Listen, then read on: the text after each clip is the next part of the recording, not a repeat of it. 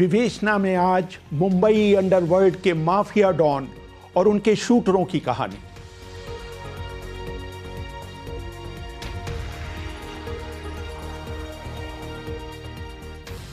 अभिवादन स्वीकार करिए रेहान फजल का।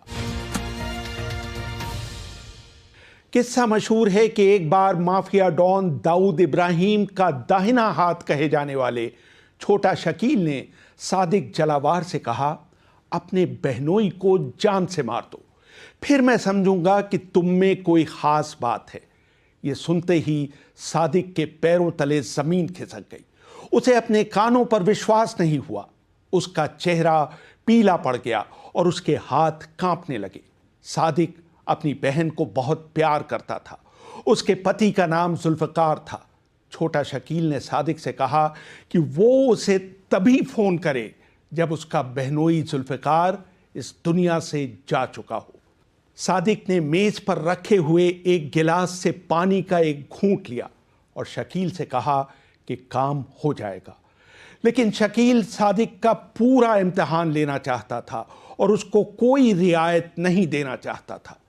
एस हुसैन ज़ैदी अपनी किताब the dangerous dozen hitman of Mumbai underworld में लिखते हैं, शकील ने सादिक से कहा, मैं नहीं चाहता कि तुम इसमें गन का इस्तेमाल करो।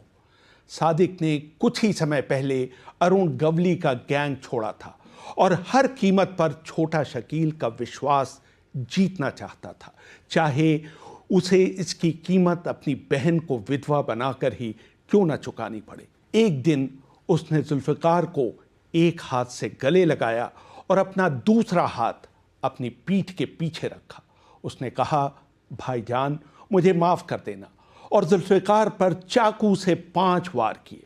उसने अपनी बहन के घर की तरफ आखिरी बार देखा, अपनी मोटरसाइकिल उठाई और वहां से चला गया। फिर उसने शकील को फोन कर कहा कि काम हो गया है। शकील ये सुनकर दंग रह गया।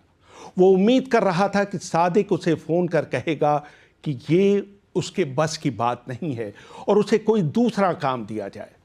उस दिन से सादिक जलावार को सादिक कालिया कहा जाने लगा। इस वारदात के बाद छोटा शकील ने उसे मिलने के लिए दुबई बुलवाया। छोटा शकील ने सादिक की मुलाकात एक और गैंगस्टर सलीम चिकना से करवाई। चिकना को मोटरसाइकिल चलाने में महारत हासिल थी। उन दोनों ने मिलकर 1990 के दशक के मध्य में छोटा राजन के गैंग का मुंबई में जीना मुहाल कर दिया। मुंबई पुलिस का अंदाजा है कि इन दोनों ने शकील के कहने पर 20 से 25 लोगों को जान से मारा, लेकिन वो छोटा शकील का दिया एक काम पूरा नहीं कर पाया। वो था अपने पुराने डॉन अरुण गवली की हत्या, जिसने राजनीति में हाथ आजमाना शुरू किया था। हुसैन ज़ैदी लिखते हैं, सादिक को जानकारी थी कि गवली पुणे से मुंबई आकर एक जनसभा को संबोधित करने वाला है। वो उस सभा में जाकर उसके समर्थकों के सामने उसे गोली मारने वाला था, लेकिन गवली को इसकी भनक लग गई और उसने वो सभा रद्द कर दी।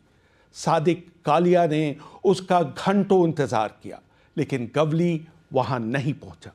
पुलिस के हलकों में सादिक का नाम भूत रखा गया था, क्योंकि उसे भूत की तरह गायब हो जाने में महारत थी। दूसरे, उसकी काली चमड़ी होने के कारण उसे अंधेरे में छिपने में मदद मिलती थी। पुलिस कालिया को तो नहीं पकड़ पाई, लेकिन उसका पेजर नंबर किसी तरह पुलिस के हाथ लग गया। इस नंबर की मदद से मुंबई पुलिस ने पहले सलीम चिकना को पकड़ा और फिर उसकी मदद से 12 दिसंबर 1997 को दादर के फूल बाजार में सादिक कालिया को घेर लिया। पुलिस की तरफ से चली सैकड़ों गोलियों के सामने कालिया के लिए कोई मौका नहीं था। बाद में सब इंस्पेक्टर दया नायक ने मेंस वर्ल्ड की मंजुला सेन को दिए इंटरव्यू में बताया, मेरी सबसे बड़ी कामयाबी थी जब मैंने छोटा शकील के बेस्ट शूटरों में से एक सादिक कालिया को मारा। हमने उसे दादर फूल मार्केट में घेर लिया। उसने मेरी तरफ 6 गोलियां चलाई। मेरी बाईं जांग में गोली लगी, लेकिन हम उसे न्यूट्रलाइज करने में कामयाब हो गए। अब जिक्र एक और हिटमैन वेंकटेश बग्गा रेड्डी उर्फ बाबा रेड्डी का। एक बार बाबा रेड्डी को गिरफ्तार करने के बाद और काफी देर तक 3rd डिग्री ट्रीटमेंट देने के बाद भी पुलिस उससे कुछ भी नहीं उगलवा पाई। एक कांस्टेबल ने बाहर आकर अपने अफसर से पूछा, साहब वो कह रहा है कि अगर उसे उसकी फेवरेट ड्रिंक की एक बोतल दे दी जाए तो वो हमारे सवालों का जवाब देना शुरू कर देगा। अफसर ने झल्लाकर कहा, क्या तुम पागल हो गए हो? हम उसे जेल में शराब कैसे दे सकते हैं? सिपाही का जवाब सुनकर अफसर सन्न रह गया। साहब वो शराब नहीं, खून की एक बोतल मांग रहा है। जैसे ही सिपाहियों ने उसे पास के बूचड़खाने से बकरे के खून की बोतल लाकर दी, वो हर सवाल का जवाब देने लगा। हुसैन जैदी लिखते हैं, 28 साल की उम्र में बग्गा मुंबई अंडरवर्ल्ड के इतिहास का सबसे रहस्यमय चरित्र था। एक और ख़ास बात थी कि वो सिर्फ गैर हिंदुओं को ही अपना शिकार बनाता था। हैदराबाद के पास मुशीराबाद का रहने वाले बग्गा ने कक्षा 9 के बाद पढ़ाई छोड़ दी थी। सन 1989 में बग्गा मुंबई आ गया था और उसने एक बार में बाउंसर के तौर पर काम करना शुरू कर दिया था। फिर उसने छोटा राजन गैंग के लिए काम करना शुरू कर दिया था। वो लोग इस बात से प्रभावित थे कि उसमें अपने जैसे 1 दर्जन लोगों को एक साथ पीटने की क्षमता थी। जल्द ही वो मोटी फीस लेकर हत्या करने लगा था। उस जमाने में उसे इस काम के लिए 30 से 50 हजार रुपए दिए जाते थे। एक बार उसे एक महिला को देखते ही प्रेम हो गया। जैदी उसके एक प्रेम प्रसंग के बारे में लिखते हैं, बग्गा को पता चला कि उस महिला का नाम शहनाज है और वो मुसलमान है। उसने उस महिला से शादी करने की इच्छा प्रकट की, लेकिन महिला ने एक शर्त रखी कि उसे शादी से पहले इस्लाम धर्म अपनाना होगा। मुसलमानों से नफरत करने वाला बग्गा उस महिला के प्रेम में इतना पागल था कि वो मुसलमान बनने के लिए तैयार हो गया और उसने अपना नया नाम अजीज रेड्डी रख लिया। शादी होते ही बग्गा की क्रूरता में कमी आने लगी। 26 जुलाई 1998 को एक टिप ऑफ पर मुंबई पुलिस की क्राइम ब्रांच ने उसे गिरफ्तार कर लिया। जमानत पर रिहा होने के बाद वो एक नकली पासपोर्ट पर मलेशिया चला गया, जहां उसकी मुलाकात छोटा राजन से हुई। फिर वो इंडोनेशिया चला गया, जहां राजन ने उसे ड्रग्स बनाने वाली इकाई का इंचार्ज बना दिया। बग्गा दिसंबर 2002 में भारत लौटा। उसे पता था कि दाऊद इब्राहिम के लोग उसे मारने की फिराक में हैं। पहले उसने बनारस को अपना अड्डा बनाया और फिर वो हैदराबाद चला गया।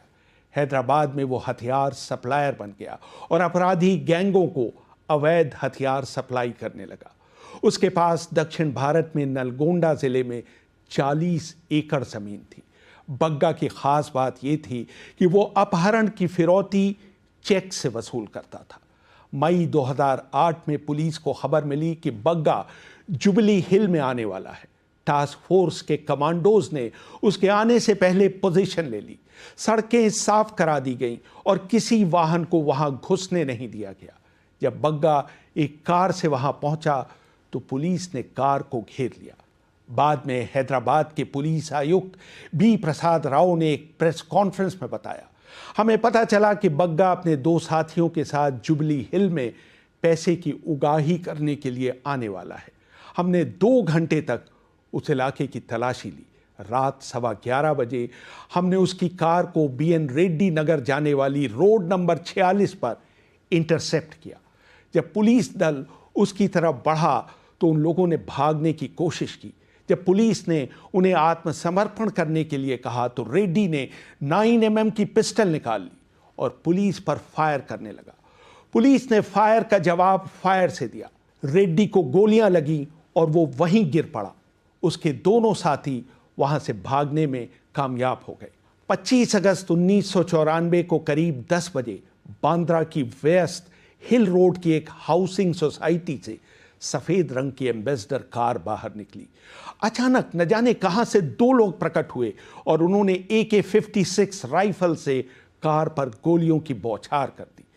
अगली सीट पर बैठे पुलिस गार्ड ने अपनी स्टेन गन से गोलियों का जवाब दिया, लेकिन हमलावरों ने उसे भी निशाने पर लेकर उसे निष्क्रिय कर दिया।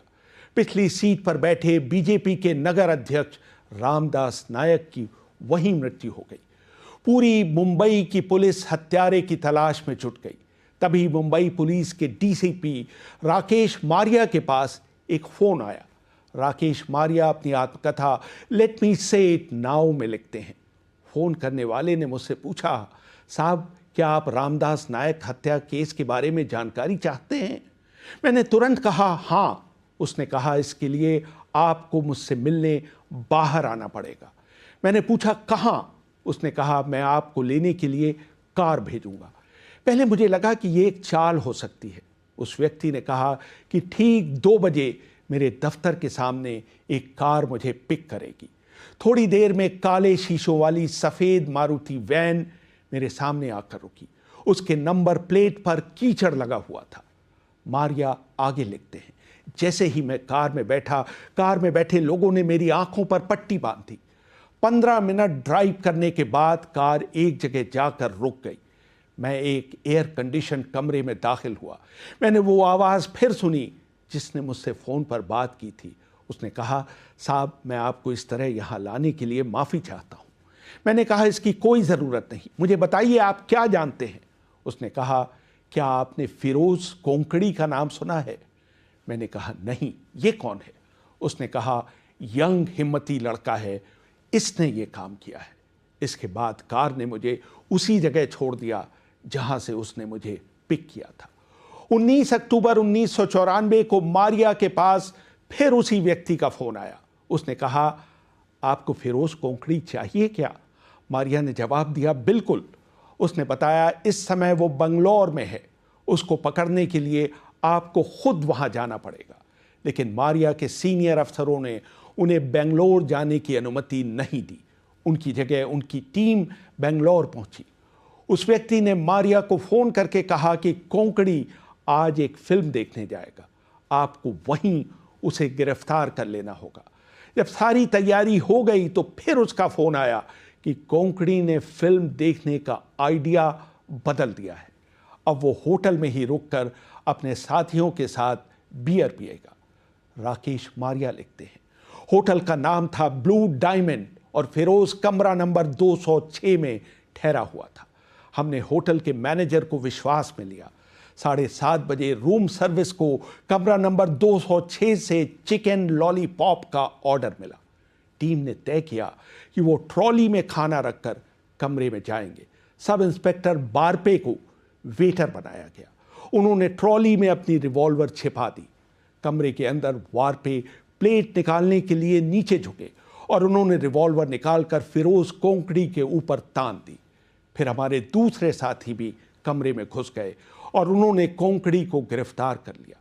कोंकणी को जहाज पर बैठाकर मुंबई लाया गया। कोंकणी ने स्वीकार किया कि उसने कुल 21 हत्याएं की हैं। लेकिन 4 साल बाद 6 मई 1998 को फिरोज कोंकणी मुंबई पुलिस की गिरफ्त से भाग निकलने में कामयाब हो गया। उसने नेपाल की सीमा पार की और दुबई पहुंच गया। बाद में पता चला कि सन 2003 में दाऊद के लोगों ने उसकी हत्या कर दी। हुसैन जैदी का मानना है कि किसी ने उसकी बातचीत टेप कर ली थी जिसमें वो दाऊद के भाई अनीस इब्राहिम को गाली दे रहा था। ये गलती उसके लिए जानलेवा साबित हुई। राकेश मारिया ने लिखा, कोंकणी को अंडरवर्ल्ड में डार्लिंग कहकर पुकारा जाता था। जेल के गार्ड ने मुझे उसके बारे में एक अजीब बात बताई थी जिसे मैं कभी भूल नहीं पाया।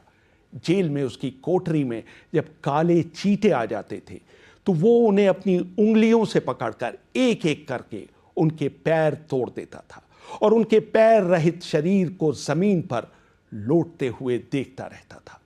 इसी तरह की कहानी मोहम्मद हुसैन शेख की है जिसे उस तरह के नाम से पुकारा जाता था। उस तरह को दाऊद इब्राहिम के दाहिने हाथ छोटा शकील से नफरत थी। हालांकि उसे बंदूक चलाने में महारत हासिल थी, लेकिन उसका नाम उस तरह पड़ा रेजर ब्लेड के इस्तेमाल की वजह से। पुलिस उसके पीछे इसलिए नहीं पड़ी क्योंकि वो पुलिस को अंडरवर्ल्ड की खबरें देने का काम भी करता था। हुसैन जैदी लिखते हैं, उस तरह ने मुझे अपनी आस्तीन में छिपाया हुआ ब्लेड दिखाया।